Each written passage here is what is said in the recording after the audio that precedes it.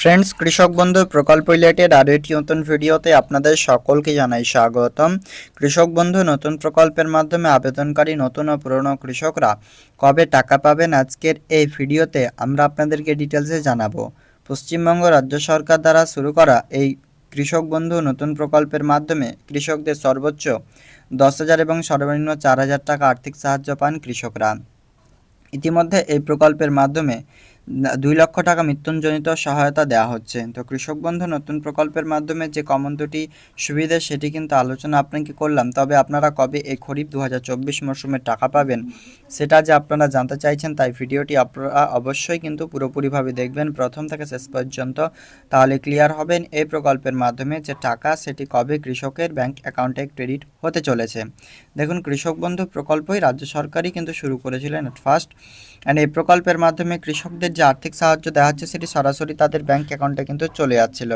তো এই প্রকল্পের মাধ্যমে আপনারা রবি মরশুমের টাকা তো পেয়ে গেছেন ডিসেম্বরের 12 তারিখে, তো পরবর্তী অর্থাৎ খরিফ মরশুমের টাকা কবে পাবেন? যেহেতু এপ্রিল মাস ইতিমধ্যে চলে এসেছে, আর কবেই বা শুরু হবে এই প্রকল্পের টাকা দেওয়া?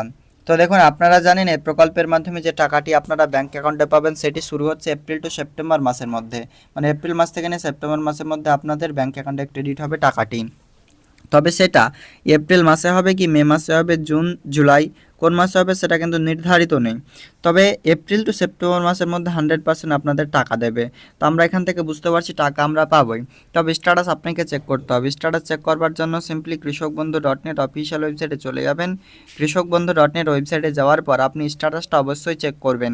স্ট্যাটাস না চেক করলে আপনি বুঝতে পারবেন না যে পরবর্তী কিস্তির টাকা আপনি পাবেন কিনা। কৃষক বন্ধু ওয়েবসাইটে আসার পর নিচের দিকে দ্বিতীয় অপশনটা দেখতে পাবেন, নথিভুক্ত কৃষকের তথ্য অপশানেতে ক্লিক করবেন। সিলেক্ট অপশন জায়গাটাতে এখানে যে কোনো একটি অপশন চয়েস করে নেবেন।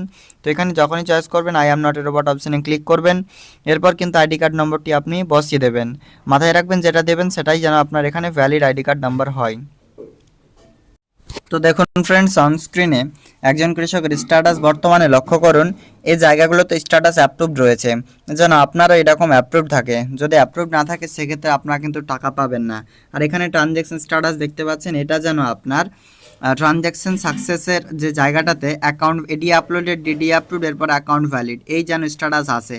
যখনই এডি আপলোডেড, ডিডি আপলোড আসা শুরু করবে আপনি ভাববেন খুব শীঘ্রই কিন্তু টাকা পেতে চলেছেন। এখনও পর্যন্ত অফিসিয়াল ডেট দেয়নি, তবে ভোটের আগে আর টাকা দেবে না, আপনাদের টাকা জুন মাসেই দিতে পারে।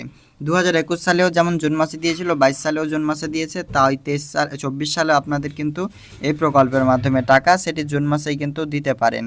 তো দেখুন, স্ট্যাটাসটাই মেন, এখনও পর্যন্ত চেঞ্জও হয়নি। আর রাজনৈতিক এই কারণেই কিন্তু বিধিনিষেধ রয়েছে, কোনো প্রকল্পের শুভারম্ভ করতে পারছেন না রাজ্য এবং কেন্দ্র সরকার। সে কারণেই হয়তোবা টাকাটা আপনাদের আর এই দেয়া হবে না জুন মাসের আগে আগে। তো দেখা যাক কবে দেওয়া হয়। আপনারা অবশ্যই নিজের মতামত কমেন্ট সেকশনে জানাবেন। আজকের আপডেট এই পর্যন্তই, দেখা হবে নেক্সট আপডেট। Thank you.